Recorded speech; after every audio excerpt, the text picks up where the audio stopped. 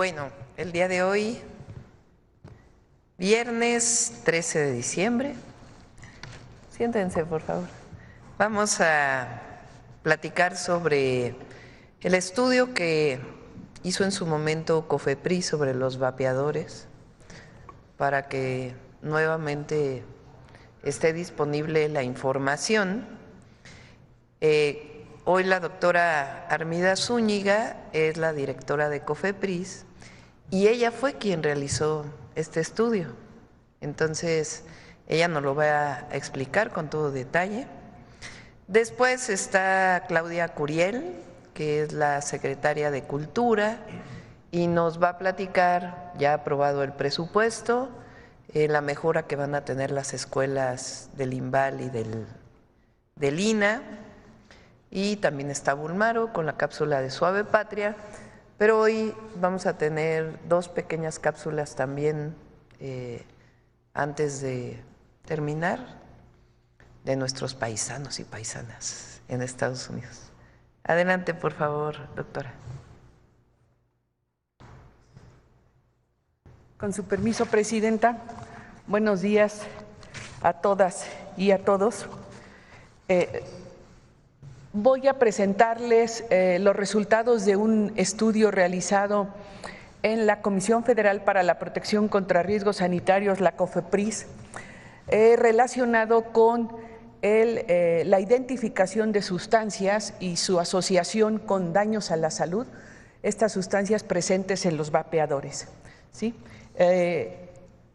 Los vapeadores, bueno, son unos dispositivos cuyo uso se ha incrementado en los últimos años, y la gran preocupación que tenemos desde el gobierno y desde la Secretaría de Salud en particular es que son dispositivos que están siendo cada vez más utilizados entre niños, entre jóvenes, y que son dispositivos que al usarse generan una gran cantidad de sustancias tóxicas que son nocivas para la salud.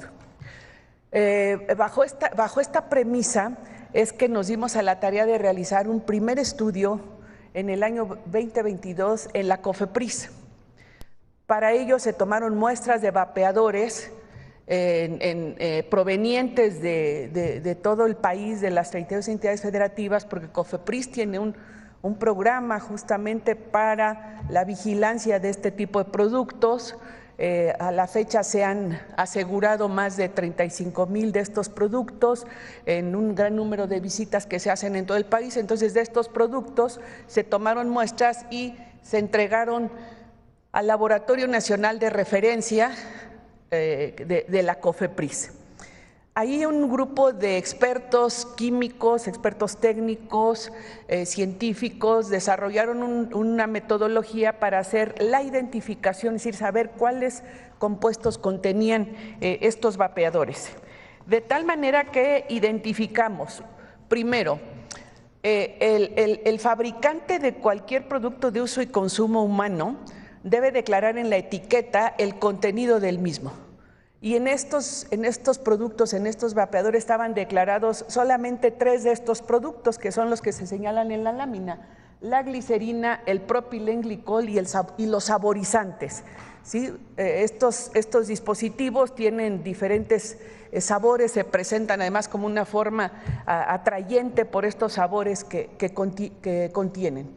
Pero el resultado del estudio, que se realizó por una técnica conocida como cromatografía de gases, identificamos más de 30 de estas sustancias, entre las cuales se encuentran el dimetil éter, que es utilizado como disolvente en productos de limpieza, el tolueno, que se usa para hacer pinturas, diluyentes de pinturas, esmaltes de uñas, barnices, el butirato de etilo, que se utiliza en fragancias, en limpiadores para bañeras, azulejos y superficies de inodoros, el gileno como agente de limpieza, diluyente de pinturas y barnices, la acroleína, que se utiliza en la síntesis de diversos productos químicos, y el benceno, que se usa en la industria de los solventes. Esto generó gran preocupación. Estamos hablando que nos toca desde COFEPRIS proteger la salud de las personas, y reitero, al ser estos productos que se que se venden como productos inocuos generó una gran preocupación el identificar que contenían una gran cantidad de sustancias tóxicas para el ser humano. Derivado de lo anterior es que se desarrolló un protocolo de investigación conjuntamente con un centro de investigación del CONACYT, el CIDETEC de Querétaro, cuyos investigadores tienen una amplia experiencia en el análisis de este tipo de muestras. Los resultados de este estudio fueron recientemente publicados en el mes de septiembre en una revista de carácter internacional relacionada con los temas de efectos en el ambiente y daños a la salud.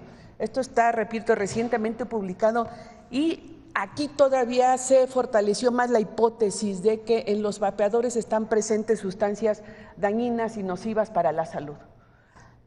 El vapeador tiene una cápsula donde contiene las sustancias químicas que son las que después de que se produce la combustión se forma el vapor. En las sustancias químicas originalmente presentes en el vapeador se identificó y se cuantificó, que fue un gran avance en este proyecto de investigación. Se identificaron entre 13 y 71 compuestos. La metodología analítica fue muy similar a la del primer estudio, se denomina cromatografía de gases acoplado a espectrometría de masas, que nos permite no solo identificar con alta precisión qué molécula es la que estamos identificando en el laboratorio, sino también su concentración. Y las concentraciones de estas sustancias rebasan lo señalado en normas internacionales de exposición a este tipo de compuestos. Pero además, cuando se quema, digamos, el contenido de esas cápsulas y se forma el vapor, identificamos entre 73 y 167 compuestos químicos presentes en el vapor que se genera en estos dispositivos.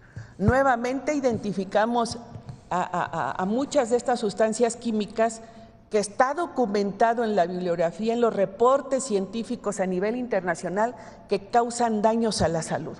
De la nicotina, bueno, por todos conocido, los daños a la salud y la dependencia, no solo daños a la salud, sino la dependencia que se genera de la nicotina por ser una sustancia altamente adictiva, que genera daños en diversos órganos del cuerpo. Así también la acroleína, asociada con arritmias cardíacas, daños al corazón. El formaldehído, que causa irritación de mucosas, daños al sistema nervioso. El metilglioxal y glioxal, que es citotóxico, es decir, causa daños a las células epiteliales de vías respiratorias e induce una serie de patologías relacionadas con la expresión de citocinas y todo esto relacionado con el sistema inmune. Así también se identificó en este estudio la presencia en concentraciones altas de un grupo de compuestos que les llamamos los BETEX, por su denominación benceno, tolueno y gilenos. Son sustancias que afectan al sistema nervioso central y al sistema hematopoyético, es decir, al sistema sanguíneo, y que están directamente asociados, y esto sustentado en reportes científicos internacionales, que son sustancias cancerígenas. Así también se identificó acetaldehído, que es un compuesto que en asociación con alcohol y tabaco se clasifica como un carcinógeno del grupo 1, es decir, una sustancia cuya evidencia científica demuestra que es productora de cáncer. Así también el dimetiléter, que es irritante de ojos, y podríamos hablar de todas estas 167 compuestos, su concentración que se identificó en estos vapeadores y la asociación con los daños a la salud. Bueno, es importante mencionar que una vez que las sustancias químicas contenidas en el cartucho de estos dispositivos se queman, es decir, se produce la combustión para formar el vapor, se produce una gran cantidad de sustancias químicas derivados de esa reacción alimentada por calor. Hay muchos estudios que se siguen realizando a nivel mundial, hay muchos estudios a nivel mundial que demuestran que los vapeadores contienen sustancias nocivas para la salud. Para la COFEPRIS es un tema de preocupación importante, por eso es que derivado de este estudio se siguen detonando acciones en todo el país para seguir haciendo la vigilancia en los mismos. Lo que tenemos en nuestras manos no es un tema menor, es la salud de nuestra población y es la salud, reitero, de nuestros niños y nuestros jóvenes, ya que diversas encuestas relacionadas con la exposición a este tipo de sustancias demuestran que son cada vez más accesibles para los niños. No son productos inocuos, es decir, son productos que van a causar a mediano o largo plazo un daño a la salud y por eso la intervención desde la COFEPRIS y en este gobierno liderado por la doctora Sheinbaum es cuidar y proteger la salud de todos los mexicanos y muy especial énfasis en este tipo de productos que además son la puerta de entrada a diversas adicciones. ¿Sí? Muchas gracias.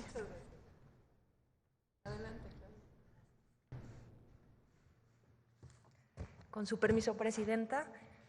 Muy buenos días. Hoy vamos a presentar el eje de educación artística, que es uno de los prioritarios de la política cultural de esta Secretaría, que se presentó ya hace meses a la Presidenta y que con un diagnóstico que realizamos con el equipo del INVAL y Educación Artística, visitamos todas las escuelas, son más de 38 y ahorita voy explicando más detalle las de iniciación artística, y nos reunimos con la comunidad estudiantil, docente y administrativa para trabajar en un plan integral que pueda fortalecer a las escuelas de educación artística. Bueno, estas escuelas fueron el resultado de la educación posrevolucionaria, cardenista, donde se fortalecen las instituciones y se intervienen escuelas de educación artística de alto perfil, innovadoras, que fueron por mucho tiempo sustanciales en este tema. Por ejemplo, tenemos el conservatorio, que es histórico, que estaba desde 1866, y después, con la creación del INVAL y del INA, empiezan a aparecer las escuelas más relevantes y más importantes para el patrimonio y el cuidado y la investigación, como va a ser la ENA, como van a ser todas las escuelas profesionales del INVAL. Durante esos años fueron centrales, pero a partir de los años 80, los gobiernos neoliberales, hay un abandono muy importante de esta infraestructura y pues se pierde el interés en una vocación muy importante que queda históricamente relegada, que tiene que ver con los profesionales del arte, con la importancia de estas instituciones como corazón formativo de vocación nacional para todo el país. En estas escuelas no solo se formaron grandes artistas de nuestra historia actual, sino también participaron como docentes.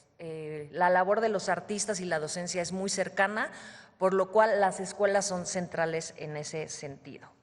Por esa razón es que se requiere de un trabajo integral profundo de renovación de las escuelas, y sería la segunda vez en la historia de estas escuelas que tendría una intervención como cuando fueran fundadas. Eso es parte de la política de este segundo piso que se platicó con la Presidenta, y que hay un interés porque estas escuelas recuperen esa fortaleza y puedan conectar también con la educación no formal, es decir, hacer un sistema articulado de educación artística. Están los semilleros, vamos a trabajar también con la SEP, que se presentará en otro momento cuando lo instruya la Presidenta, y están las escuelas del INVAL. Entonces está lo formal, lo no formal, y lo que queremos justamente es articularlo como una estrategia de transformación nacional, la más ambiciosa, donde va a haber iniciación artística como nunca antes. Esto, por supuesto, para que las escuelas desempeñen pues no solamente una vocación importante social en sus comunidades, sino como transformación social y humanista. Bueno, muchos conocen las escuelas del INVA, tenemos de música, de teatro, de danza clásica, danza mexicana. Hay muchas de estas escuelas que recuperan tradiciones y oficios centrales de este país, como artesanía, danza, teatro. Avanzamos, por favor. Tenemos 4 escuelas de iniciación artística, hay 12 centros de educación artística media superior, las 24 escuelas universidades de escuela superior, donde está la ENA, todas estas escuelas del INVAL, el Centro de Capacitación Cinematográfica, en fin, y 65 escuelas de iniciación con participación en los estados, 4 centros de investigación. Avanzamos, por favor. En el INAH están todas estas universidades centrales y, por ejemplo, también está adscrita la Secretaría de Cultura, la Orquesta Carlos Chávez y 4 centros de investigación, como mencionaba, que son importantes para profundizar en el trabajo artístico a nivel nacional. Se atienden alrededor de 30,000 estudiantes con esta infraestructura que fortalecida va a poder atender una mayor matrícula ya con la capacidad instalada que tiene estas universidades. Avanzamos, por favor. ¿Cuáles van a ser las acciones centrales después de este plan de trabajo y diagnóstico que hemos realizado con estudiantes, docentes y administrativos? Bueno, de entrada, mejora en la infraestructura, no solamente mantenimiento menor, hay temas de infraestructura profunda que queremos atajar, y equipamiento como instrumentos, los laboratorios de la ENA, y en fin, los laboratorios de todas las escuelas, para que regresen a estar en ese mejor momento y seguir trabajando en la vinculación con otros espacios. Otro tema central que nos pidieron estudiantes, que es una deuda, hay planes de estudio que tienen alrededor de 15, 20 años sin actualización y que, de acuerdo a las demandas de las y los estudiantes, los nuevos tiempos, pues es central. Entonces se está trabajando con un comité de estudiantes, docentes, para actualizar los planes de estudio y queremos, de manera importante, fortalecer todas las escuelas del IMBAL, que si bien son de formación, valga la redundancia, formal, pero ampliar la visión también y ese enfoque en la pedagogía que tienen, con un enfoque comunitario que también fomente pues, la colectividad, la inclusión para abordar otro tipo de problemáticas, porque platicando también y dialogando con los estudiantes, ellos también tienen muchas ganas de incidir en la transformación del país y no solamente dar una clase en un aula, sino cómo pueden intervenir en otros territorios y por eso, al fortalecer todas estas escuelas, pues van a ser el corazón de trabajo también comunitario, más adelante con CEP, de trabajo de formación de formadores y para trabajo también comunitario. Entonces, ampliar, pues romper con ese paradigma únicamente formal y que tengan otro tipo de herramientas para una transformación social nacional. Y algo fundamental que se hace por primera vez, gracias al apoyo de la presidenta, sabemos que la educación pública tiene que ser gratuita y a partir del siguiente año ya no habrán cobros en inscripción y reinscripción de las escuelas del IMBAL. Se paga alrededor de 6,000 y en otros casos hasta 20,000 anuales. Ya no habrán inscripciones justamente para garantizar educación de calidad pública para todas y para todos. Siguiente. Y bueno, ¿qué queremos hacer con toda esta estrategia? Consolidar el sistema más ambicioso de educación artística formal y comunitaria, es decir, que se articule como un sistema donde se puedan hablar, compartir conocimientos y formar artistas, pero también docentes que tengan una visión amplia de la educación, de la transformación y que sea parte justamente de esta segunda etapa y del segundo piso de la transformación. Pues nada más por ahora es todo. Muchas gracias, presidenta.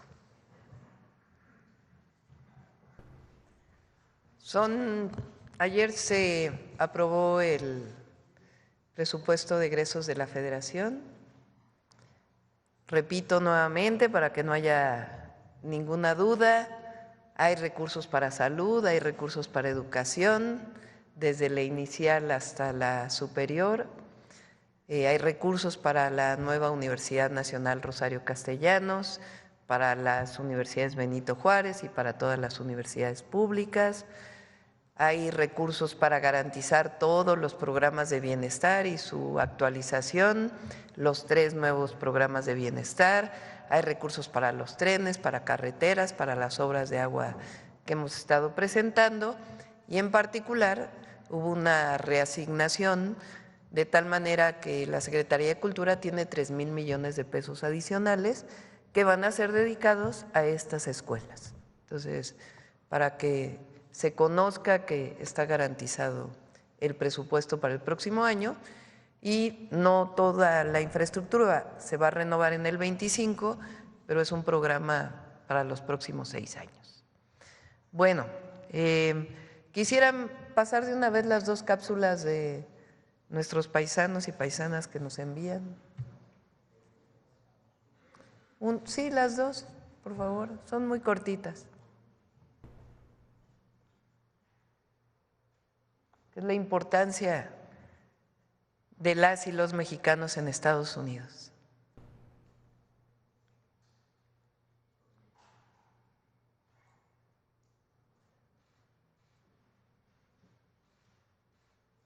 ¿Sí las tienen o?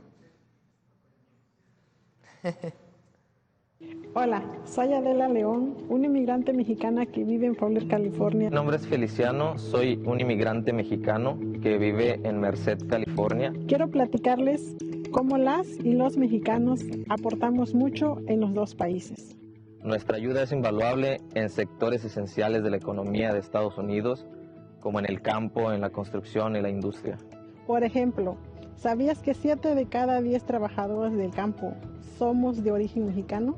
¿Qué sería de la economía sin esas manos? Seguro habría muchas mesas sin alimentos. Estas manos que durante la pandemia fueron llamadas trabajadoras esenciales. Y que aún somos esenciales. Por eso siempre decimos con orgullo que los 2, México y Estados Unidos, se benefician mucho de lo que hacemos, con muchas ganas para ambos. Les mando un fuerte abrazo con mucho cariño. Con mucho orgullo mexicano.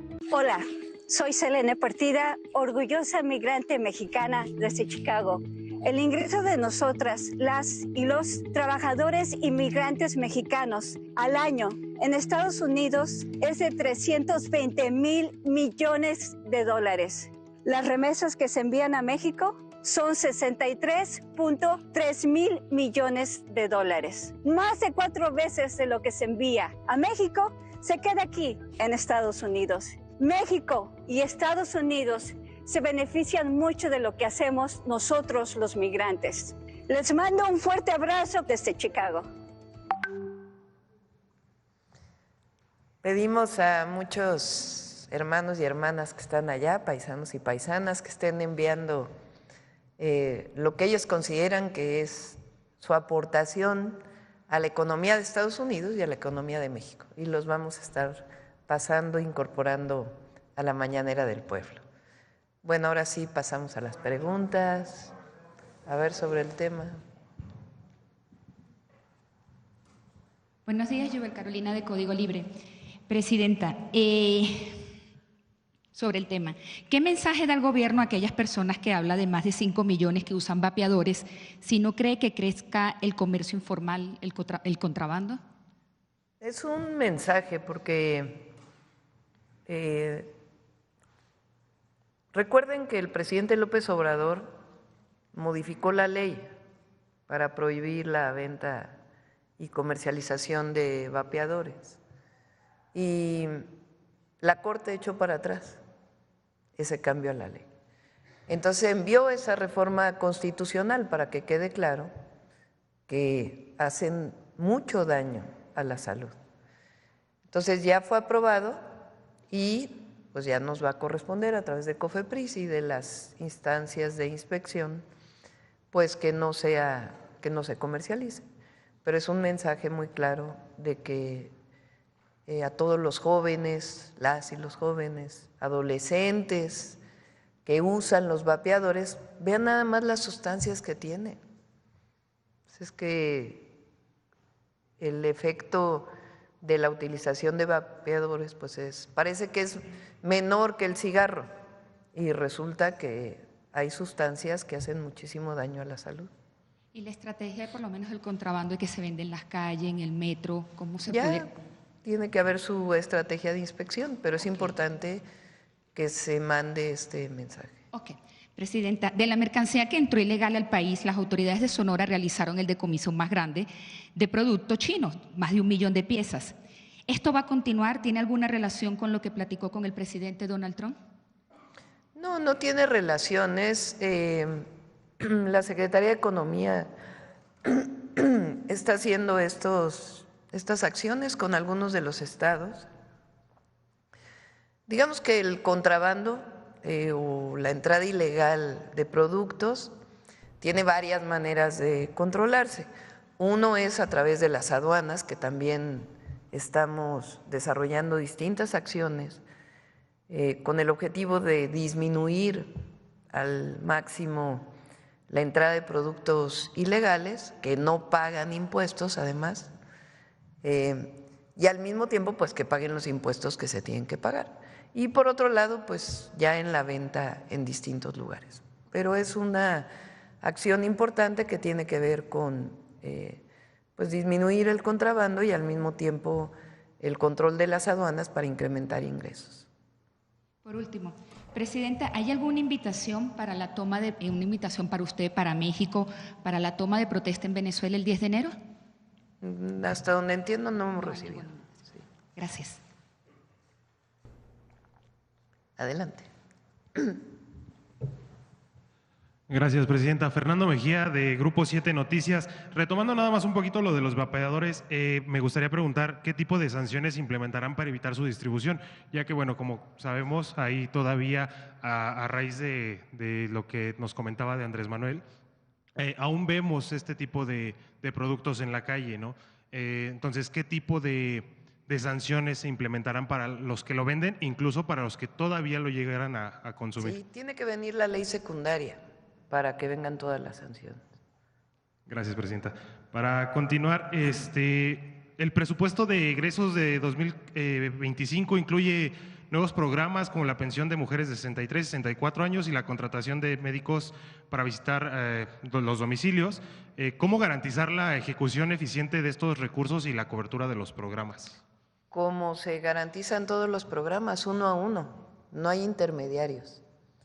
La intermediación de organizaciones sociales o la orientación del uso de un programa social como un tema clientelar para el uso de ese programa para beneficio de un partido político quedó en el pasado. Y la gran mayoría de los programas son universales, es decir, es para todos y para todas. Y no hay intermediación de nadie, es directo, del gobierno al ciudadano, a la ciudadana, a los niños o a las niñas.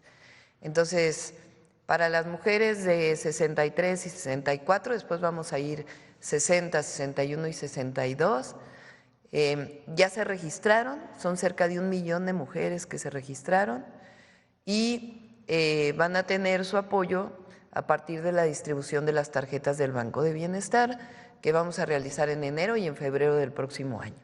Entonces, 1 millón de mujeres van a recibir este beneficio, todas las mujeres de 63 y 64 años. Después, todos los adolescentes que van a secundaria pública, todos y todas, van a recibir su beca de 1,900 pesos a la familia bimestral, más 700 pesos por niño y niña. Son todos y todas, y a partir de enero comienzan a distribuirse las tarjetas en las escuelas. Y la contratación de médicos y médicas del bienestar, que van a estar visitando adultos mayores, a los 12 millones de adultos y adultas mayores, y a los cerca de 1 millón o más de 1 millón de personas con discapacidad que van a estar yendo a sus casas. Ese programa inicia en febrero, más o menos. En enero es la capacitación y en febrero inicia, y es para todos y para todas.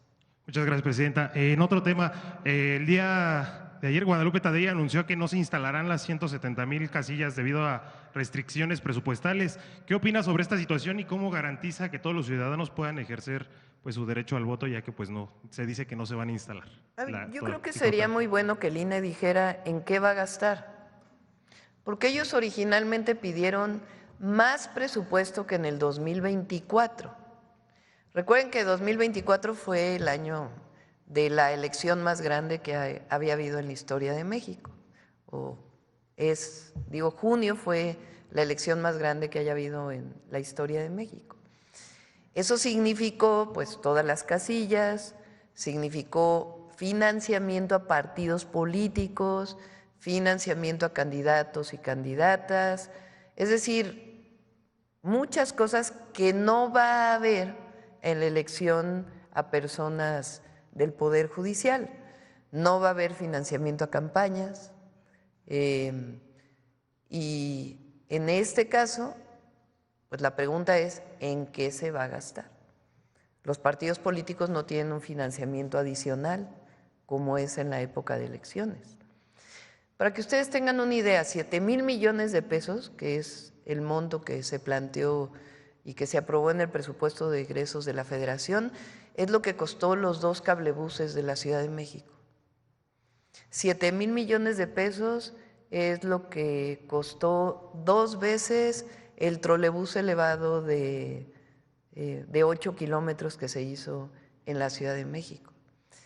7,000 millones de pesos es lo que vamos a invertir el próximo año en distintos lugares de Guerrero para hacer carreteras, para hacer la mejora del sistema de agua potable de Acapulco. 7,000 millones de pesos es muchísimo más de lo que recibe más de la mitad de los estados en su inversión anual. Entonces, si se dan estos 7,000 millones de pesos, pues la pregunta es, ¿quieren más? Hablan de por lo menos 2,000 millones de pesos más. Yo creo que es importante informarle al pueblo de México en qué se destinan, porque pienso, ¿no? ¿En qué se pueden destinar? En las urnas, ¿cuánto puede costar una urna? En las boletas, que ahí sí puede haber un gasto especial, porque las boletas tienen su característica de seguridad que deben tener. Capacitación. Ahora, la mayoría, o bueno, los servidores que van a estar en las casillas, pues son voluntarios, igual que en las elecciones. No va a haber representación de partidos políticos. Entonces la pregunta es, ¿cómo van a destinar estos 7,000 millones de pesos que la Cámara de Diputados les asignó? Que sea público, abierto, que lo conozca el pueblo de México, y si requieren más recursos, ¿por qué requieren más recursos?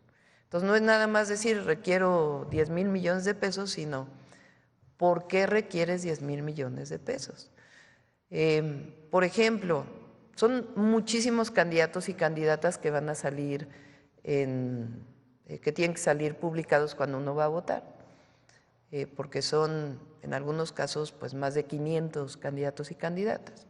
Pues tiene que haber un librito donde vengan los nombres de los candidatos y una papeleta donde uno va a firmar, una boleta, donde uno va a votar, en donde tiene uno que apuntar 5 nombres de mujeres y 5 nombres de hombres.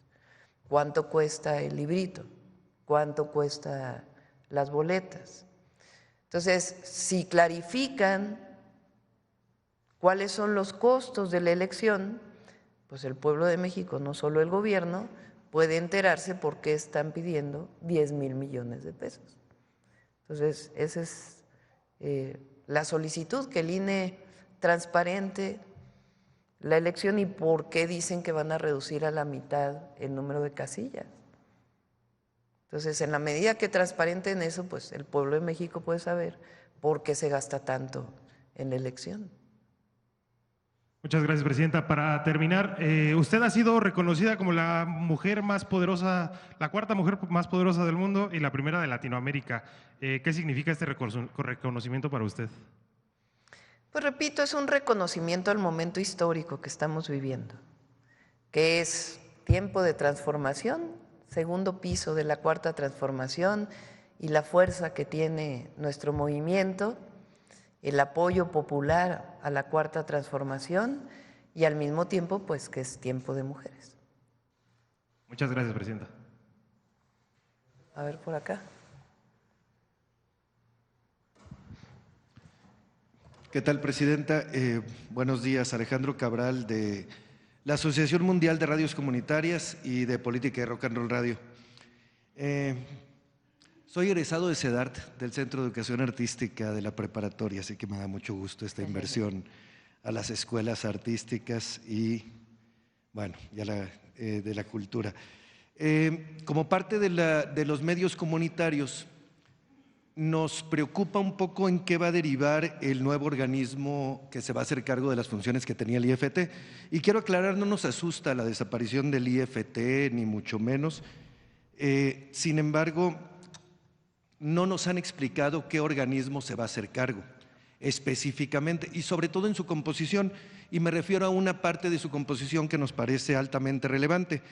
El otorgamiento y la sanción de las concesiones, tanto de radio como de televisión, nos preguntamos si va a depender de un consejo o si va a ser un funcionario desde su aislamiento en un escritorio quien va a tener esa decisión.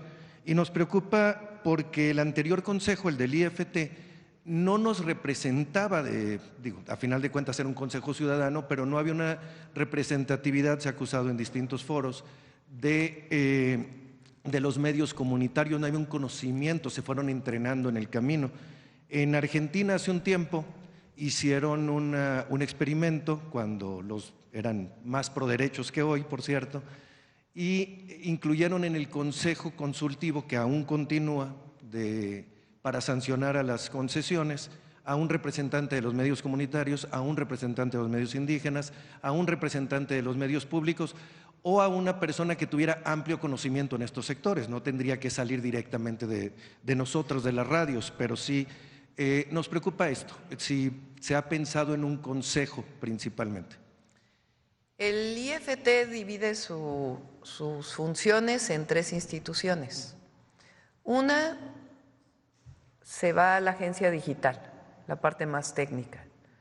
La otra queda en esta organización, que es un organismo descentralizado, que va a depender o está sectorizado en la Secretaría de Economía, que es este organismo que va a regular tanto lo que tenía COFESE como el IFT para evitar monopolios privados.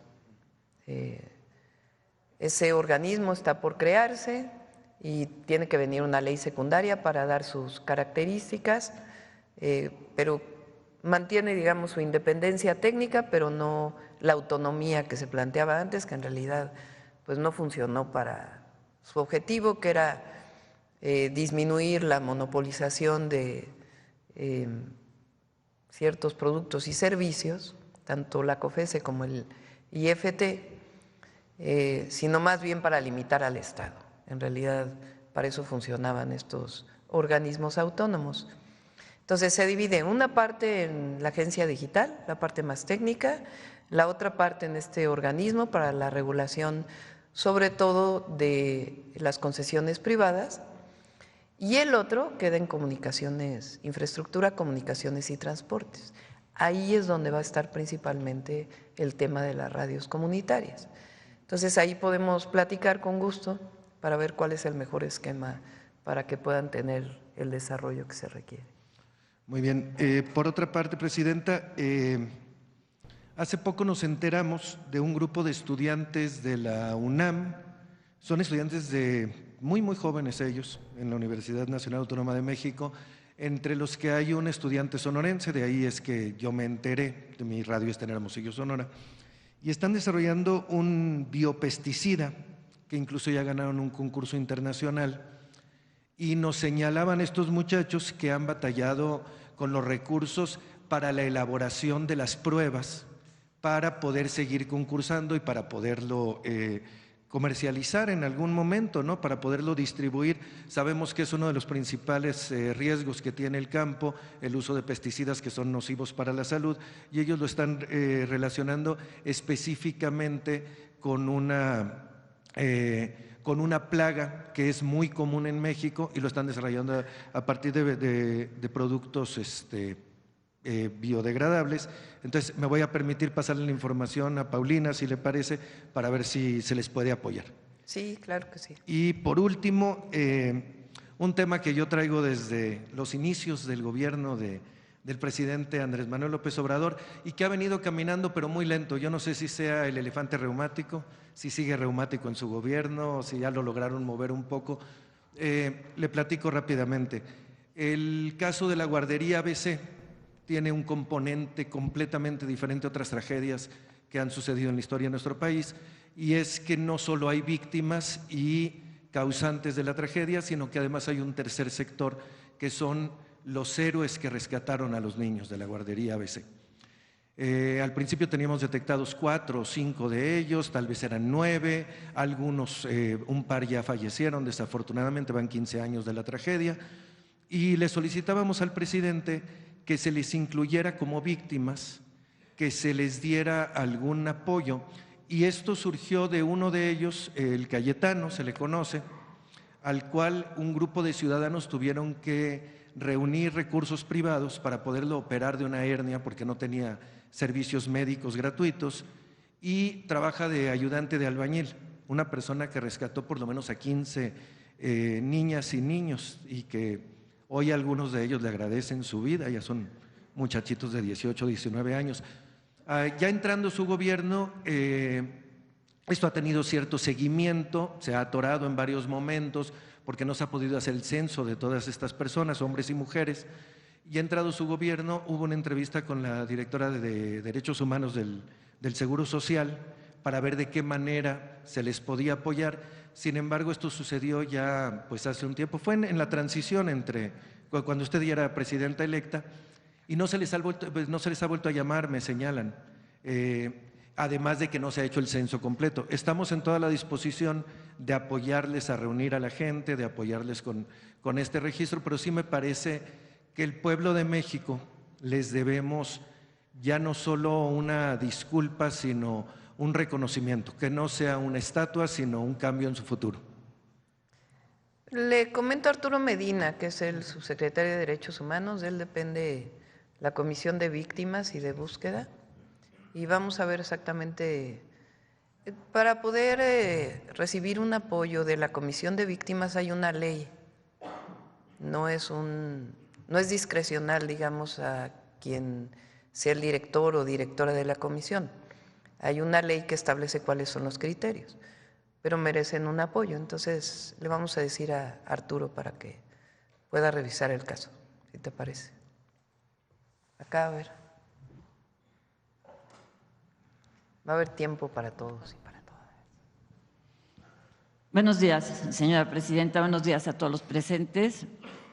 Elides Fernández, de Noticias del Movimiento Conciencia y colaboradora del programa radiofónico Iztaccíhuatl en el Sendero de la Luna, así como del canal de YouTube Animales con Derechos, uniendo causas, conectando derechos.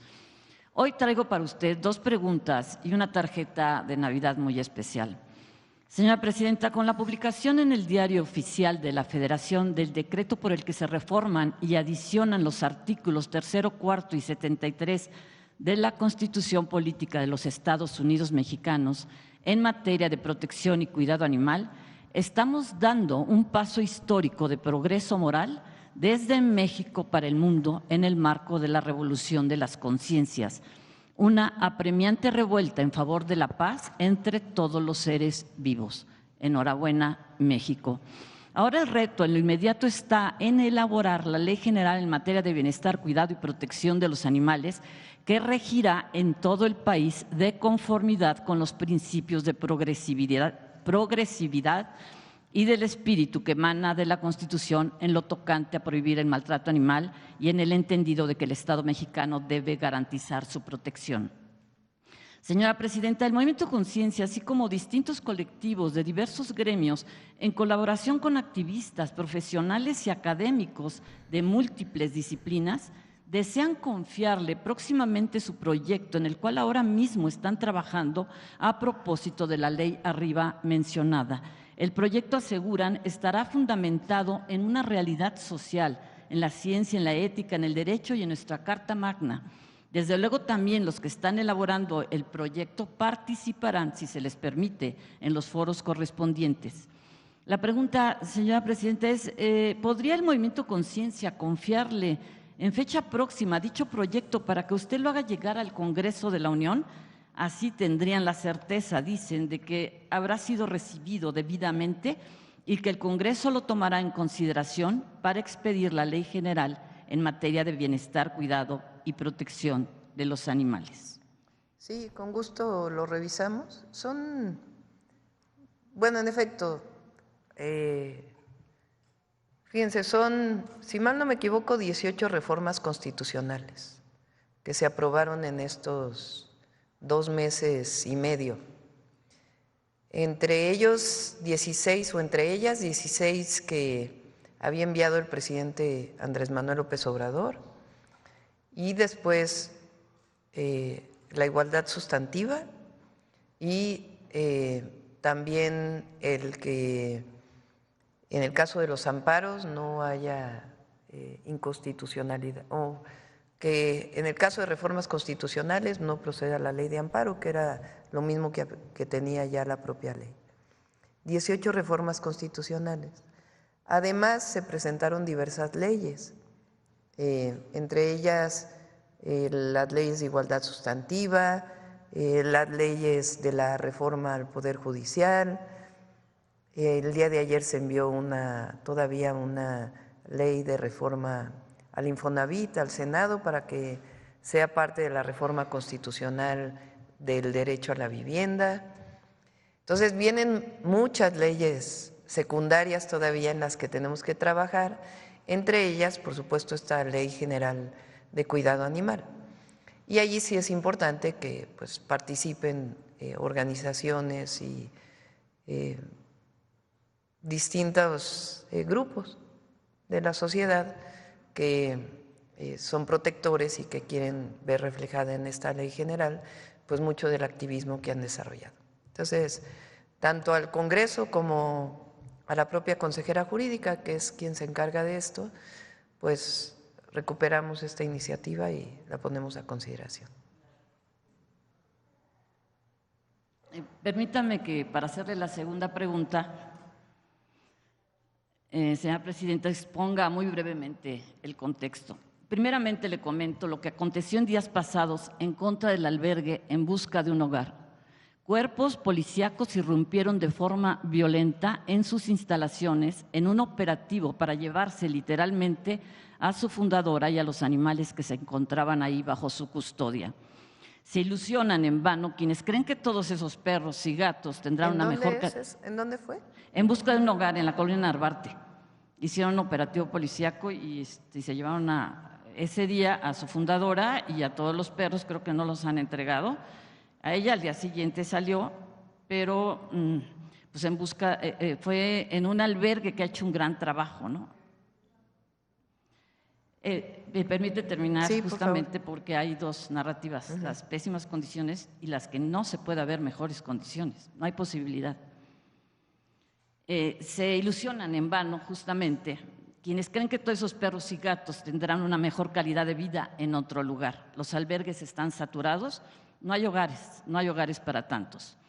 Los animales del albergue han tenido en muchas ocasiones la oportunidad de encontrar una familia. Justamente mi propia familia se configuró durante muchos años con 3 perros adoptados en el albergue En Busca de un Hogar, mismos que acompañaron a mi hija en su adolescencia, lo que contribuyó a su formación en la responsabilidad, la empatía y el respeto al prójimo.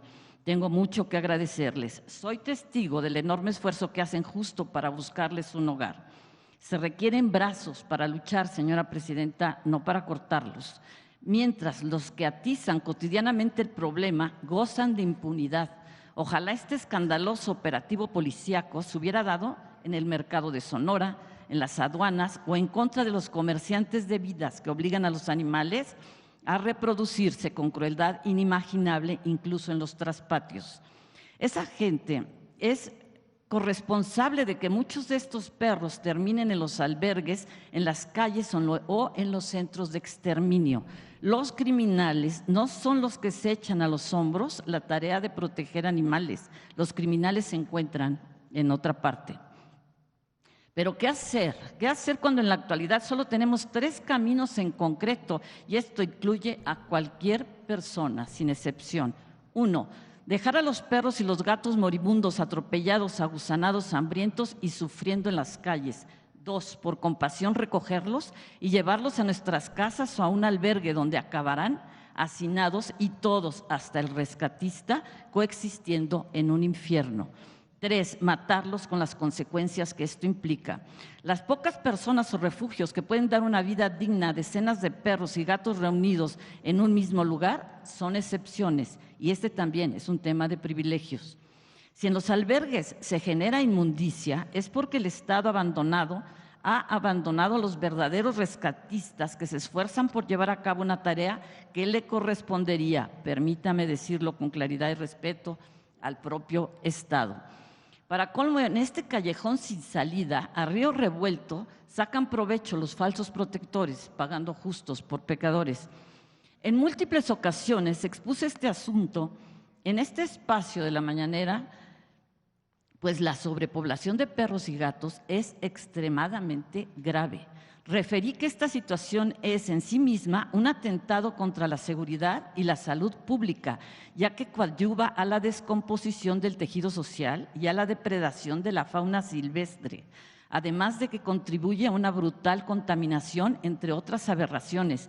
Y agrego dos más: la pérdida de valores y la generación implacable y ascendente de violencias extremas.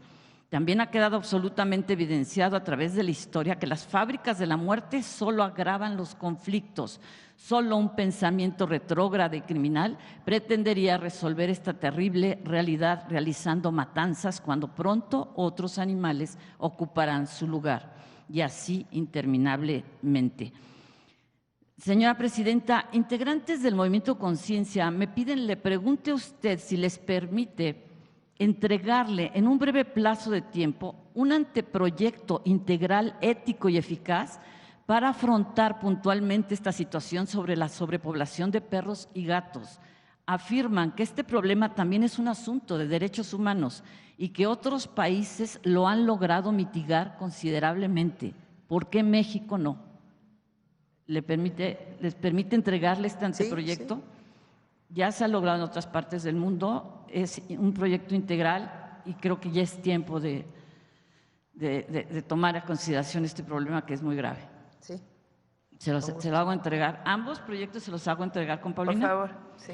Y por último, muy corto, señora Presidenta, con profunda pena comunicamos el fallecimiento el 25 de noviembre pasado de Simón, el guajolote presidencial, como se le conoció popularmente. El mismo que le regalaron al presidente Andrés Manuel López Obrador en una de sus giras a Oaxaca. Fue él quien autorizó se trasladara para vivir protegido hasta su muerte natural al santuario Sicarú. Lo recordaremos como un símbolo de lo que se construyó en este espacio de la mañanera. Entré aquí el 23 de diciembre de 2020 para salvar la vida de Simón el guajolote. 4 años después salí con una reforma constitucional en materia de bienestar, protección y cuidado animal. Este lapso coincide precisamente con el tiempo de vida y libertad de Simón en el santuario. Su historia se entretejerá con certeza en el realismo mágico. Nos consuela el hecho de que este animal no fue víctima de un matarife por gula, lo mató un animal cuyo hábitat hemos invadido los humanos. Por hambre, este animal feral traspasó los límites de seguridad. Permítame obsequiarle, señora Presidenta, una tarjeta de Navidad, un mensaje de amor y paz que año con año compartíamos con nuestros amigos y con la gente que siempre estaba pendiente del guajolote presidencial. Es una foto de Simón siempre posando, soberbio y empoderado, pleno y rodeado de Nochebuena. Feliz Navidad. Justo me contó hace unos días la anécdota completa una persona aquí en Palacio. Entonces, fíjate, se juntó. Muchas gracias y gracias por tu activismo. Gracias por escuchar, gracias, señora Presidenta. Gracias. A ver, ¿quién más acá?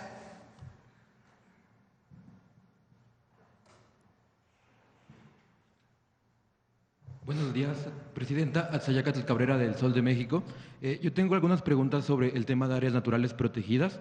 Me gustaría preguntarle, en el sexenio pasado se hizo la declaratoria de 50 áreas naturales protegidas nuevas.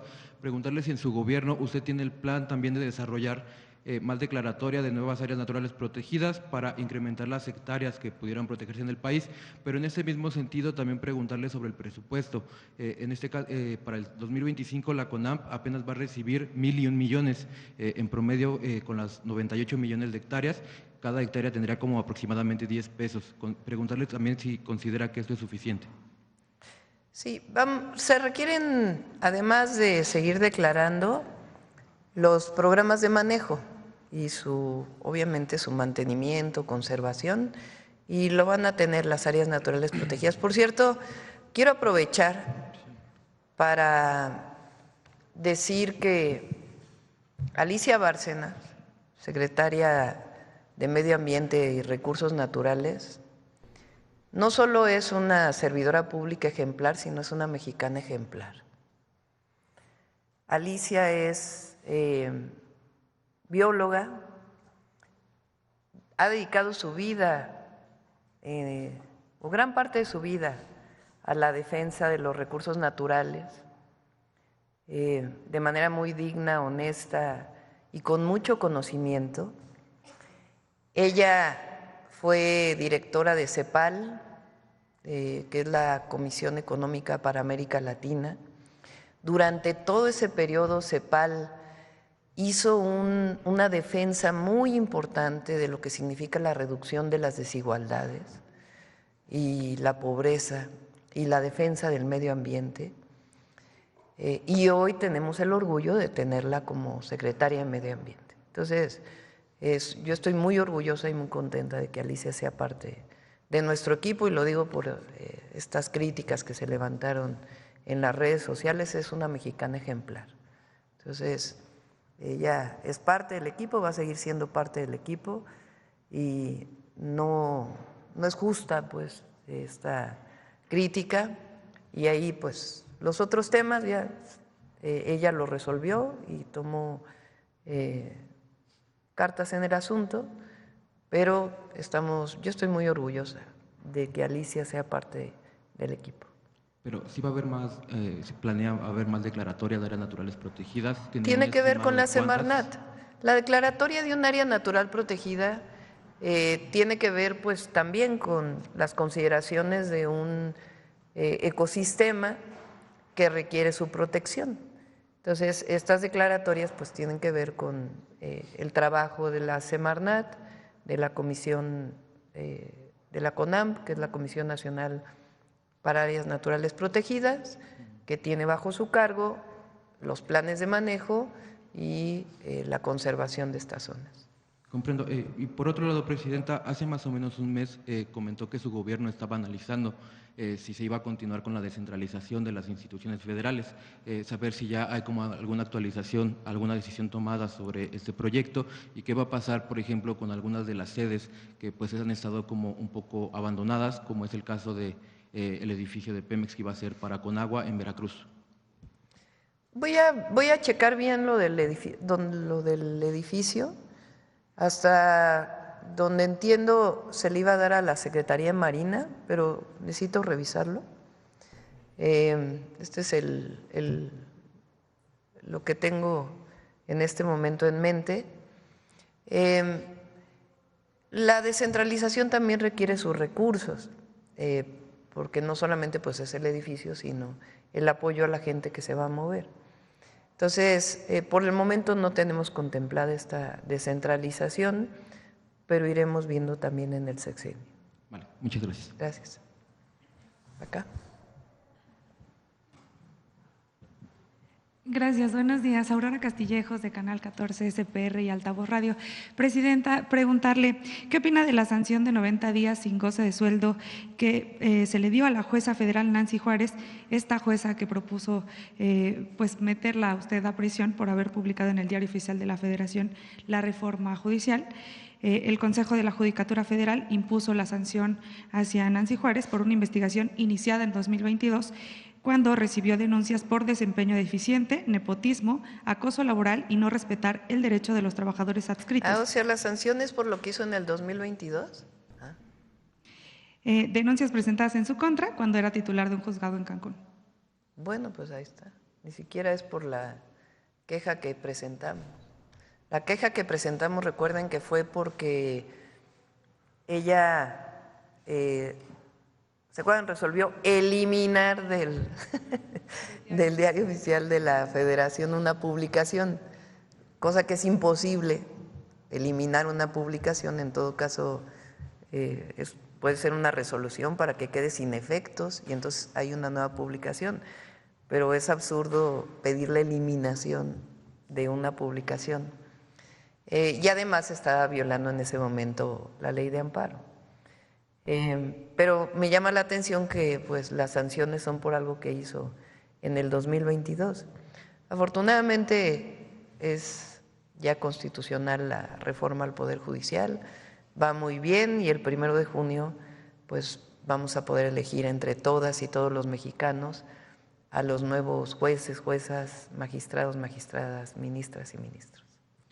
Al respecto, preguntarle sobre el expanista Roberto Gil Suart, que está pues diciendo que va a ingresar o va a intentar ser ministro a través de este método, a pesar de que estuvo en contra de la reforma al Poder Judicial.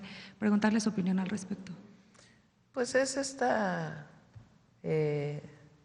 hipocresía del conservadurismo. Pero bueno, pues que participe, qué bueno que va a participar.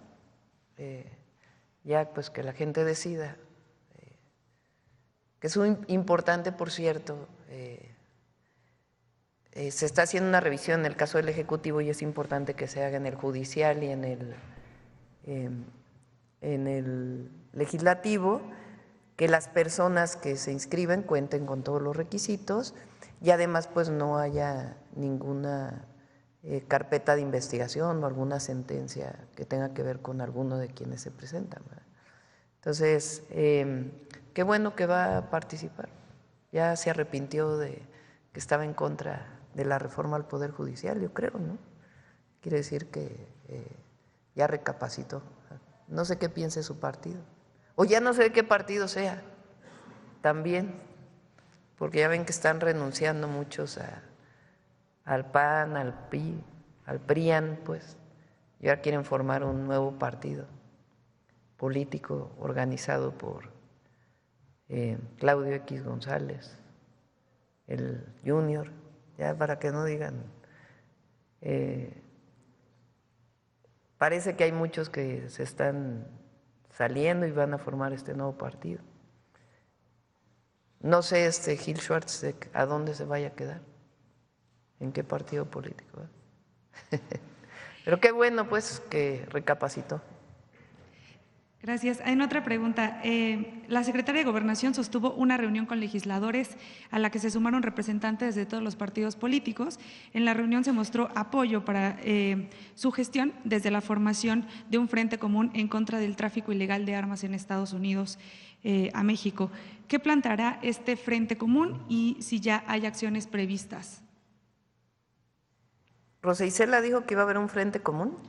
Pues entiendo que eso fue lo que entiendo que la reunión iba a ser con legisladores de Morena, se sumaron otros legisladores de otros partidos y pues esto se supone es una de las cosas que se hablaron. Se supone que hizo un llamado a que hubiera un frente común para evitar que entraran armas de Estados Unidos a México de manera ilegal.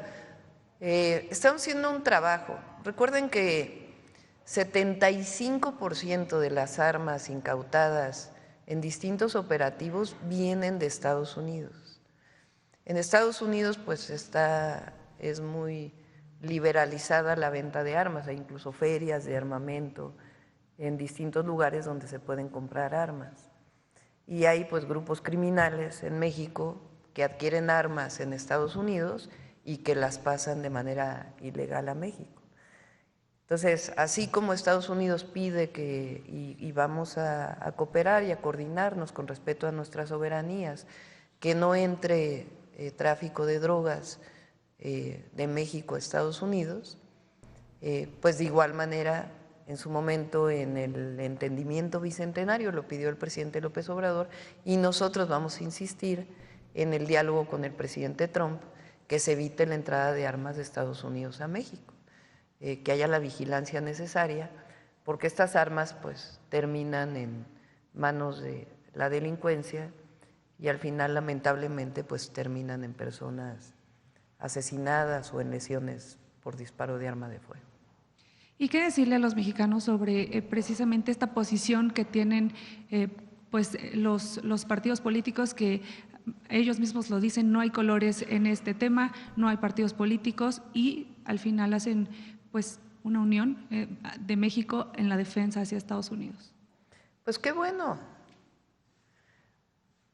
En México hay diferencias políticas con diferentes actores, hay partidos políticos que defienden proyectos de nación distintos y hay formas de hacer política también distintas.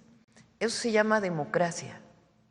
A todos estos que están diciendo que en México no hay democracia y que hay autoritarismo, pues no habría libertad de expresión, no habría libertad de manifestación, de reunión, de publicación, hay libertades. Y hay posiciones distintas que se manifiestan no solo en las cámaras, por la representación popular, sino libremente en las redes sociales, en los medios de comunicación. Entonces, en México hay democracia y hay diferentes posiciones políticas y se defienden esas posiciones y hay que defenderlas. Nosotros defendemos nuestro proyecto de nación que estamos encabezando. Pero hay temas en donde coincidimos. Todos coincidimos en que hay que defender, por ejemplo, el tratado comercial con Estados Unidos, o la gran mayoría. Entonces, ahí coincidimos. Ahora que hubo la reunión del Consejo de Seguridad, pues también coincidimos en que todos le tenemos que entrar de diferentes formas a encabezar la seguridad y la paz en cada uno de nuestros estados y en mi caso desde el gobierno de la República. Y ahora pues hay acuerdo también en hacer un frente común frente a esta posibilidad que yo ya la veo más remota de que se puedan imponer aranceles o tarifas, como se llama en Estados Unidos, a México por el tema de la migración o por el tema del tráfico de fentanilo.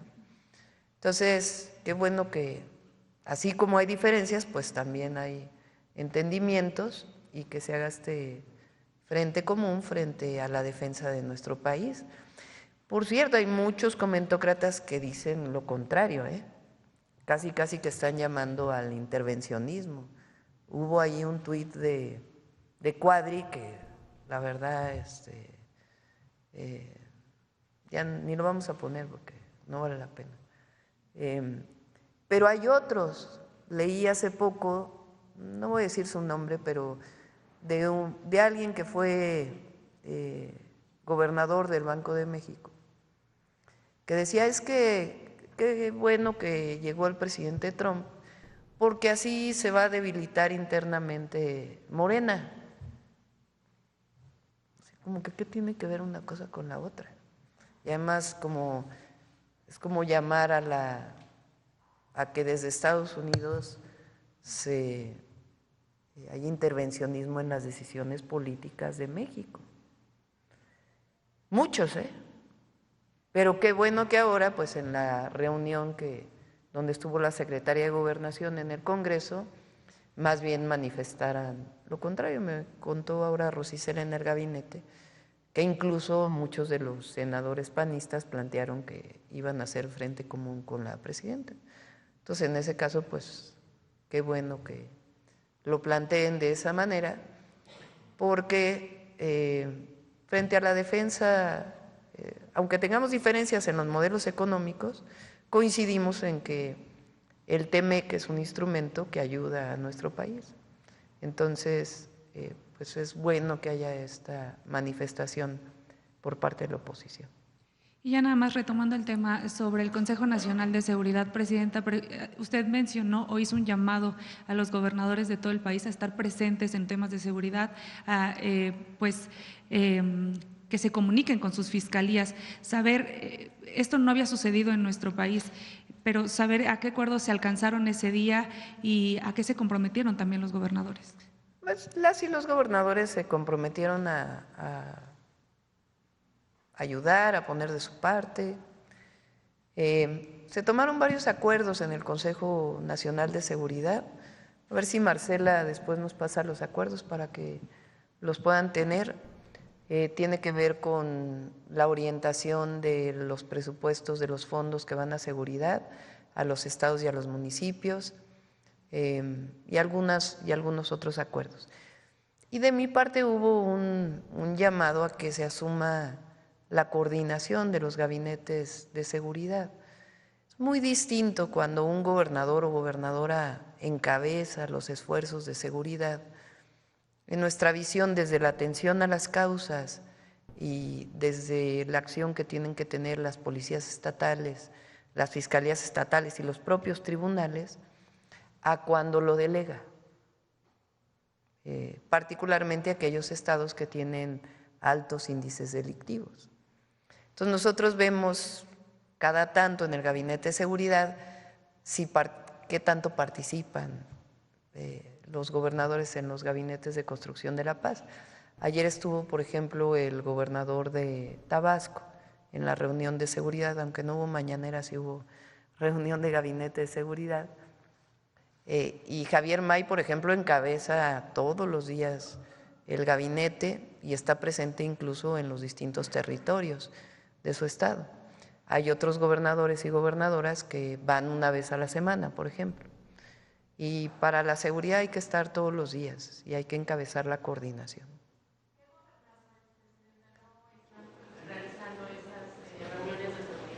Ya lo presentamos, si quieren, después. Algunos gobernadores de algunos estados y gobernadoras de estados que tienen altos índices delictivos y que no están participando todos los días.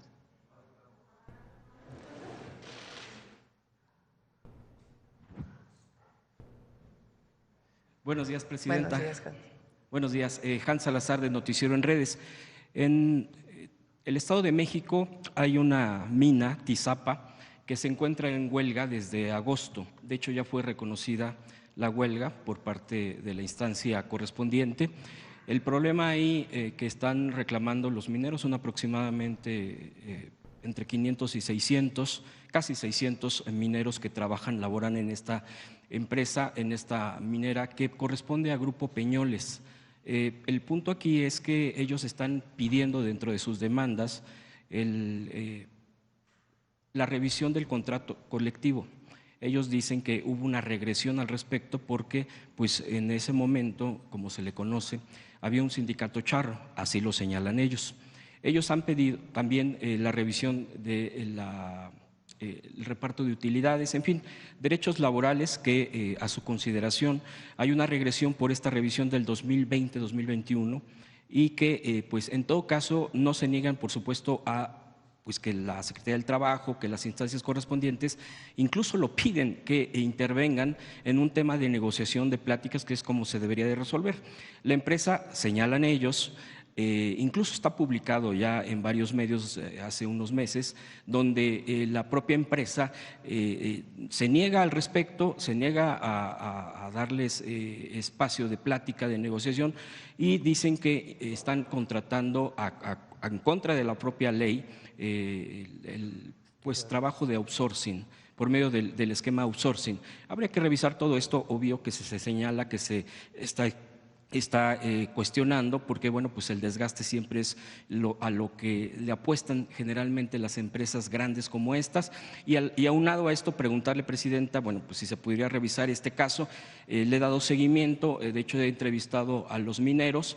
Y la pregunta también, usted hace unos días en este mismo tema de las minas dijo que se va a hacer una revisión también de las condiciones de trabajo en las minas, de que se esté cumpliendo, incluso porque hay muchas mineras canadienses en nuestro país. Ha habido reclamos incluso del tema ambiental, de los daños que se han causado.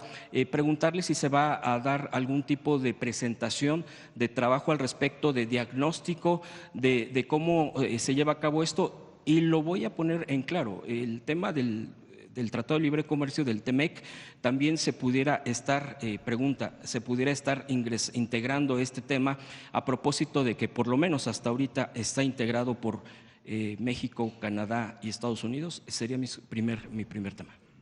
Le comentamos a Marat sobre el caso para que pueda revisarlo, y también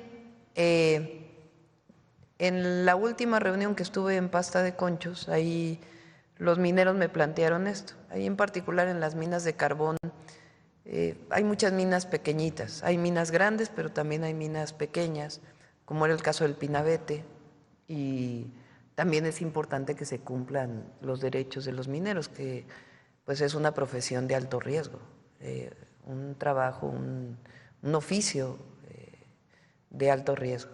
Entonces, se lo plantea Marat y lo está analizando para ver qué podemos hacer para proteger aún más a los mineros.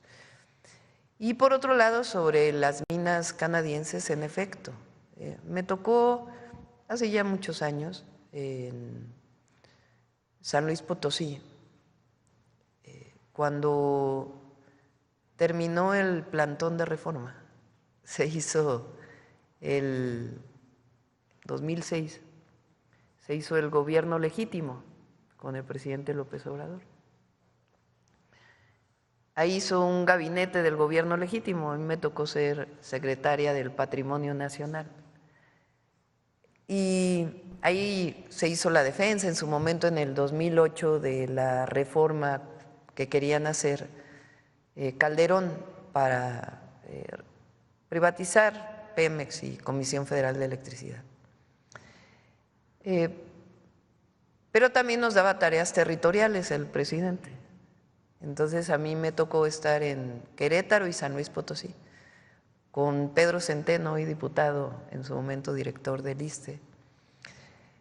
Y en aquella época pues íbamos a San Luis Potosí y estaba justamente el movimiento de la minera San Javier, una minera canadiense que terminó con el cerro que es el escudo, el Cerro de San Pedro, que es el escudo de San Luis Potosí. Ese cerro ya no existe. Recientemente, ahora que fui a San Luis Potosí, entre quienes nos recibieron en el aeropuerto estaba un compañero que tuvo que pedir asilo a Canadá por la persecución que tenía del entonces gobernador de San Luis Potosí, de Los Santos, creo que se llamaba, en contra de los activistas. Y desde entonces decíamos que las mineras canadienses pues tienen que cumplir lo que cumplen en Canadá, cualquier empresa, y es parte del tratado. Que se instale en México pues tiene que cumplir, claro, con las características legales de cada uno de los países, pero ambientalmente tiene que cumplir con lo mismo. Ahora la minera San Javier está por cerrarse ya se llama de otra manera, ya no es San Javier. Ahora que fui a San Luis Potosí, el gobernador me comentó pues que ya se requiere el cierre. Entonces le comenté justo a Alicia Bárcenas que se revisara, porque para cerrar una mina a cielo abierto, pues requieren cumplir con todas las condicionantes ambientales que se plantearon en su momento. Entonces es lo laboral, son los trabajadores, y también es lo ambiental, que deben de cumplir cualquier minera. Y está la revisión constitucional que mandó el presidente, que tiene que revisarse porque las minas a cielo abierto son diversas. Entonces hay que hacer una revisión en particular, como se presentó la reforma constitucional, pero sí, desde el Gobierno de la República vamos a garantizar lo que nos toca en los derechos laborales y la protección ambiental de las minas. Gracias, Presidenta. En otro tema, a propósito del tema migrante, ya sea por cuestiones laborales o por cuestiones de estudio, ya sea de un año, de medio año, de años, que nuestros connacionales se encuentran en otro país, pues se requiere, y aquí usted mismo ha comentado que se está estructurando, así lo entendí, sobre la defensa de ellos, de ellas, ya sea en la condición que hayan llegado, ya sea por vía legal o incluso pues por otra vía. No quisiera yo mencionar porque también hay términos que son hasta ofensivos para la dignidad humana. Preguntarle sobre esta estructura jurídica. Creo que varios consulados… Hacemos un corte y volvemos. Amigos, ¿cómo están? Hoy nos encontramos en la Ciudad de México. Continuamos en 11 Noticias, regresamos a Palacio Nacional. Un estudiante de Carlos Armando Romero Saucedo, este estudiante, de hecho aquí tengo todos los datos, incluso ya han venido aquí a Atención Ciudadana, se les ha atendido y todo, nada más que se ha complicado bastante y por eso lo quiero exponer rápidamente. Es un estudiante que fue por intercambio estudiantil a Vancouver, Canadá, de la Escuela Bancaria y Comercial de la Ciudad de México, en conjunto con GLED Global Education Corp es una institución o es una empresa que se dedica a este tipo de intercambios y bueno, la causa por la que se genera un problema, él viajó en este intercambio aceptado, los papeles, el pago que se hace, es que al solicitar servicios y beneficios, estas instituciones involucradas, eso es lo que se señala, y las personas responsables optaron por imputarle a esta estudiante una acusación falsa de agresión sexual. Incluso actualmente he estado en comunicación con su hermana, ya no es una acusación sexual, es una acusación de tocamiento, es decir, han ido modificando esto y la causa que ellos señalan es que por exigir ciertas condiciones que tenían que haber cumplido estas instituciones, esta empresa en Comento, pues no se le ha permitido la salida de Vancouver, Canadá. Este es el problema. Él se mantiene en esta ciudad canadiense, pero sin ningún tipo de apoyo más allá de lo que pues a veces la buena voluntad hay. Ya ha respondido, a partir de que vinieron, ya ha respondido el consulado de nuestro país en Vancouver, pero solo les han sugerido pues que pueden ir a ONGs para pedir ayuda. Tanto alimentación, tanto dónde quedarse, porque además este joven es todavía más agravante, no puede trabajar allá, está impedido precisamente por el tema del señalamiento, entonces está atorado de que no se puede regresar a nuestro país, no puede resolver allá nada hasta que este proceso concluya, que sea alargado de acuerdo a estos señalamientos que me hace su hermana y la mamá. Es importante el contexto de todo esto, Presidenta, no es menor porque más allá de números, pues es lo que sufre la gente. El papá, los padres son adultos mayores, el papá se tuvo que ir allá con él, están tratando de salir adelante, les mandan dinero, es como si estuvieran precisamente en una cárcel donde tratan de subsistir. El consulado sí ha respondido, pero el fondo, que es el apoyo de un abogado, ese es el fondo, Presidenta. Entonces, eso es lo que yo quisiera preguntar. Sí, danos el nombre para que podamos apoyarle a través de Paulina, si quieres. Ayer estuve, ayer o antes de ayer, con el canciller, con Juan Ramón de la Fuente. Él va a venir a una mañanera, no sé si la próxima semana, espero que sí, porque sale nuevamente. Él estuvo en distintos estados de la Unión Americana, viendo el funcionamiento de los consulados, hablando también con las organizaciones o los organismos de Estados Unidos que tienen a su cargo la deportación de un ciudadano que no es estadounidense, y aparte en otras actividades, también incluso hablando con empresarios mexicanos allá. Particularmente en Estados Unidos estamos fortaleciendo el apoyo legal, estamos fortaleciendo los consulados y en particular el apoyo legal. Vamos a ver el tema de Canadá también. Hay reglas para la deportación de un ciudadano o ciudadana mexicana a México. No es así de que los detenga la policía y los pone en la frontera ese mismo día. Hay normas, hay reglas que se tienen que cumplir y razones por las cuales son deportados. Entonces, esta información se la vamos a dar a todos los paisanos y paisanas allá, los mexicanos y mexicanas, y que tengan el número de teléfono, incluso hay una aplicación telefónica de los consulados para que puedan ser atendidos en caso de que sean sujetos de una deportación. Aparte de lo que vamos, evidentemente nosotros siempre vamos a defender a los mexicanos allá y por eso los videos de la importancia de las y los mexicanos en Estados Unidos. 7 de cada 10 trabajadores del campo tienen origen mexicano de primera o de segunda generación, es decir, o nacieron en México o son hijos e hijas de mexicanos. Es decir, si no hubiera esos trabajadores, no habría comida en la mesa de los estadounidenses. Y también hay empresarios y hay trabajadores de la construcción y de fábricas que si no estuvieran allá, pues la economía de Estados Unidos sufriría graves problemas. Pero de todas maneras, si llega a haber una deportación, nosotros nos estamos preparando en México para darle la bienvenida a los mexicanos y mexicanas que tengan todo lo que requieran, y también el apoyo legal en Estados Unidos para que sepan en qué condiciones y qué tiene que ocurrir en caso de que los puedan deportar o garantizarles sus derechos para que ellos digan, este es mi derecho y de esta manera no puede ser. Entonces, estamos trabajando en todo ello y en particular en el caso de Canadá, de este chico, lo revisamos. Gracias, Presidenta. Y por último… Los 4 nombramientos que hizo ayer mexicanos titulares en el exterior, ¿nos podrá dar algún comentario al respecto, entre ellos el exgobernador Josué?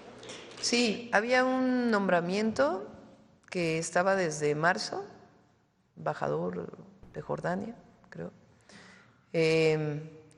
2 mujeres del servicio exterior, que son nombradas cónsules, y Rutilio Escandón, que va de cónsul a Miami.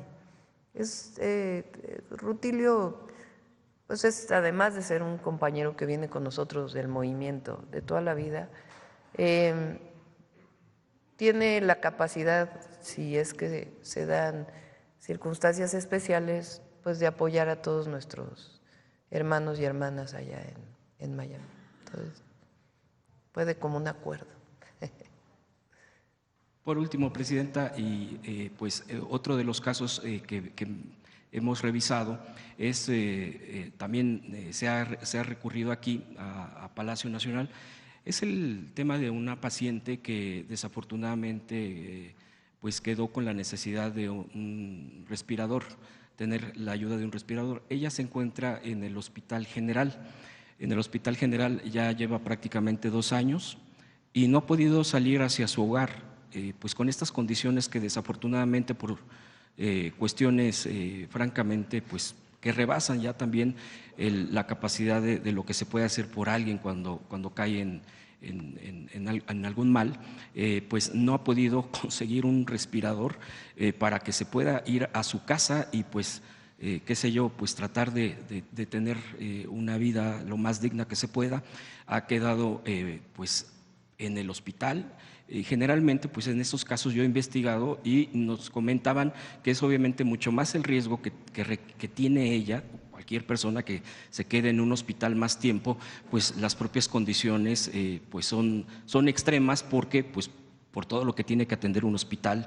Yo preguntarle, Presidenta, en estos casos, ¿cómo se recurre? El tipo, porque un aparato de estos pues son costosos, no son algo que se pueda comprar como alguna otra cosa, e incluso CONACYT en su momento creó este tipo de cosas precisamente a partir de la pandemia. ¿Y cuáles son los caminos? Muchas veces la gente no lo sabe. Aquí ya se ha canalizado, pero dicen que es imposible atender este caso. La verdad es que se ha atorado mucho ahí, y preguntarle cuál es el tipo de atención. Y por último, ya en otro de los temas, ya se lo preguntaron, pero yo quisiera ahí que sea quizá más específica en su respuesta. Usted es considerada la 4ª mujer más poderosa del mundo por parte de la revista Forbes. Ya ha venido un pues nombramiento de usted y de reconocimiento a nivel mundial. Usted ha respondido pues que es un tema de que el poder es humildad, tal cual como se ha ejercido. A mí no me queda la menor duda, más allá de lo que se diga o que no y los ataques.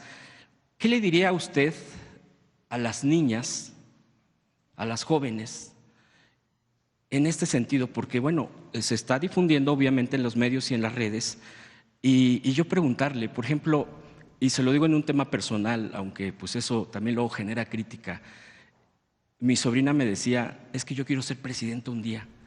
Entonces, no es el caso nada más de alguien cercano a mí, lo estamos viendo en las redes, en un video que ya se pasó aquí.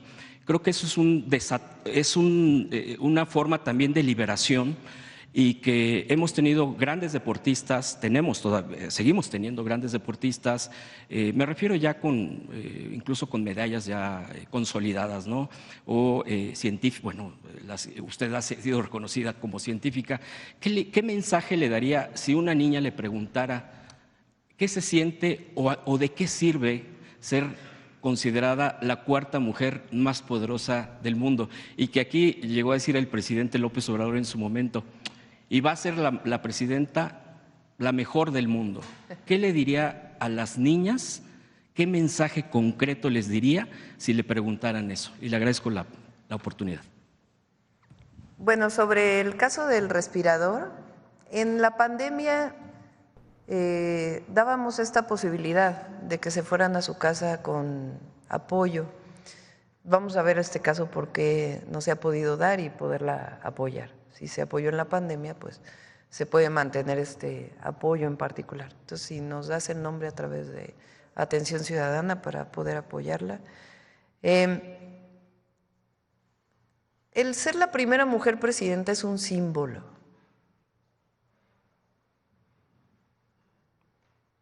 Ahora, no se debe quedar solo en el símbolo, en la protección de los derechos de las mujeres.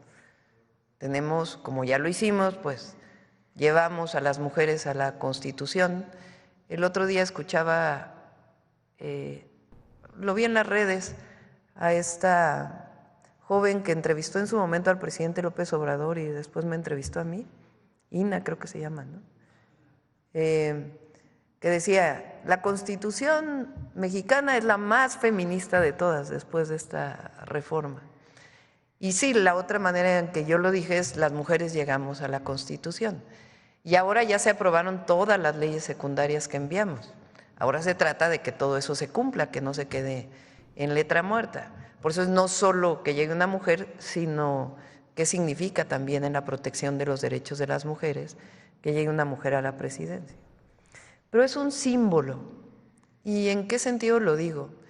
Y lo veo en las jóvenes cuando vamos a las asambleas, en los eventos.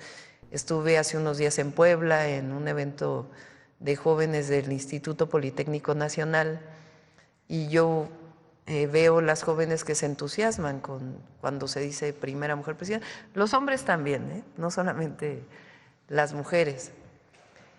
Es un símbolo en el sentido de que a las mujeres crecimos, por lo menos en mi generación y más en la generación de mi madre y de mi abuela, crecimos con que nosotras teníamos limitada nuestra participación, no solo en política, sino también en espacios de la vida pública, más allá incluso en la vida privada, y que teníamos ciertas obligaciones como madres, como abuelas, como amas de casa, en donde a las mujeres les recaía el trabajo del hogar. Pero sobre todo esta idea de que las mujeres ni en los sueños, de hecho hay un video por ahí que es de Estados Unidos de muchas niñas que dicen las mujeres tenemos derecho a soñar y no, se nos niega la posibilidad, hay un gap, le dicen en inglés, un espacio en donde ni siquiera se nos permite soñar. Es decir, ya no solamente están minados nuestros derechos, sino que culturalmente y en la perspectiva de la vida de una niña, pues parece como que no puede ser otra cosa más que ciertas profesiones, ciertos oficios, o ya en épocas anteriores que no podías estudiar o que no podías ni siquiera hacer algo más que ser ama de casa. Y el que llegue una mujer a la presidencia, además con el reconocimiento, y no es personal, es un movimiento de transformación. Representamos un movimiento de transformación en el país. Por eso yo digo, es tiempo de transformación y tiempo de mujeres. Pero este momento que estamos viviendo es un reconocimiento de la dignidad de nuestro pueblo, del pueblo de México, que fue discriminado por todo el periodo neoliberal y antes. Y y que hoy reivindicamos con la reivindicación de nuestra historia, pero también la reivindicación de que las mujeres podemos soñar. No solo ser lo que queramos ser, sino tenemos derecho a soñar. Y eso es muy poderoso en una sociedad, muy poderoso, porque empodera a las niñas, a las jóvenes, y dice tenemos derechos. Y a los varones, y no hablemos hoy de la diversidad, en otra ocasión si quieren hablamos de la diversidad, pero a los varones, a los niños, a los jóvenes, pues también es una enseñanza de que las mujeres estamos en el mismo nivel, que no hay más y menos por el solo hecho de haber nacido mujer o haber nacido hombre. Entonces es algo muy poderoso, pero no en la persona, sino para el país. Y esa es parte de la transformación. Durante un tiempo, si recuerdan, decían, no, es que la cuarta transformación no reconoce los derechos de las mujeres. No es un tema que le interese a la cuarta transformación. Y hoy, pues es los derechos de todos y de todas. La época en que eran considerados mercancías, privilegios, o de la discriminación, del clasismo, del racismo, del machismo, quedó atrás. Y hoy estamos construyendo un país igualitario, en donde claro que el esfuerzo personal cuenta, porque también es pero nosotros no valoramos ni el dinero, ni el poder, ni la fama como el espacio de realización de una persona. La realización de una persona está en el trabajo por los demás. Entonces sí es un símbolo y representamos un símbolo. Por eso a mí lo que me gusta decir no es personal. Por eso llegamos todas y hay presidentas en todos lados de la sociedad. Bueno, cerramos con esto. Vamos al cierre de Suave Patria.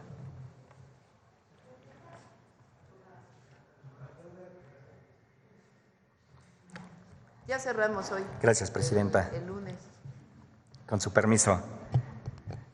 Nacomichún, desde Palacio Nacional.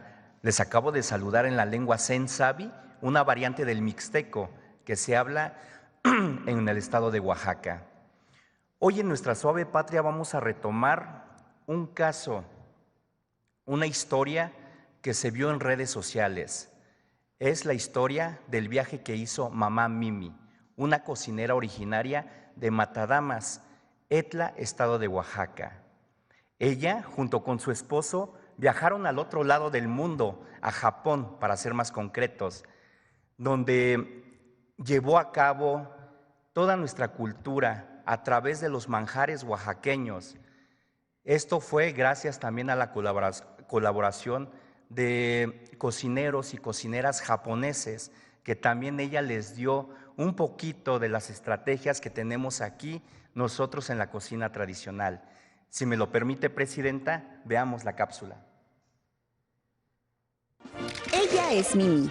Junto a su esposo tienen un restaurante de comida tradicional oaxaqueña en Matadamas, Soledad, Etla. Este año se volvió viral en TikTok gracias a los videos que publicó de su viaje a Japón. Mimi viajó con su familia por invitación de un chef mexicano para mostrar las delicias de la comida oaxaqueña tradicional del otro lado del mundo. Cocinamos, hicimos el horno, fueron a traer hongos también para hacer el amarillo de hongos, fueron a cazar el venado, los chefs de ahí del Hokkaido pues ayudándonos a picar la verdura para el consomé, viendo qué más íbamos a hacer.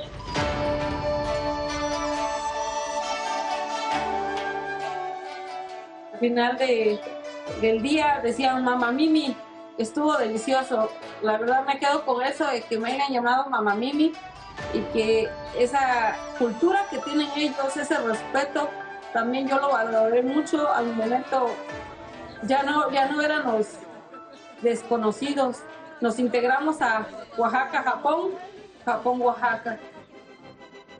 Somos cocineros tradicionales pero también llevamos el corazón bien puesto en Oaxaca, que yo siempre he dicho que cuando yo cocino y prueban la comida, es como llevar un pedacito de Oaxaca en su corazón, porque Oaxaca lo da todo. Oaxaca da cariño, los abraza, los quiere, al mismo tiempo los acobija con ese cariño de textiles, de hermandad, de todo lo que tenemos en Oaxaca. Para mí sí es un orgullo cocinar cocina mexicana y más que nada oaxaqueño. Siéntanse acogidas por esta gastronomía mexicana que tenemos. Siéntanse orgullosas de cocinar siempre lo mexicano.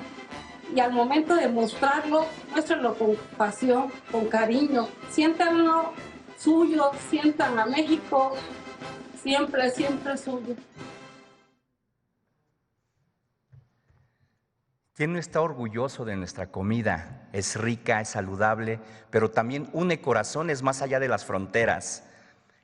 Para que el mundo sepa, nuestras cocineras tradicionales son guardianas de una tradición milenaria aquí en el pueblo de México.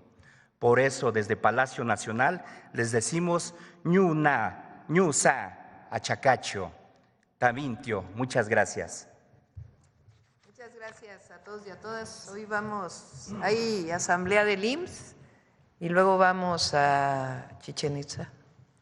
Mañana vamos a inaugurar el tramo del Tren Maya de Escárcega a Chetumal y el domingo a la celebración de 1 año del Tren Maya.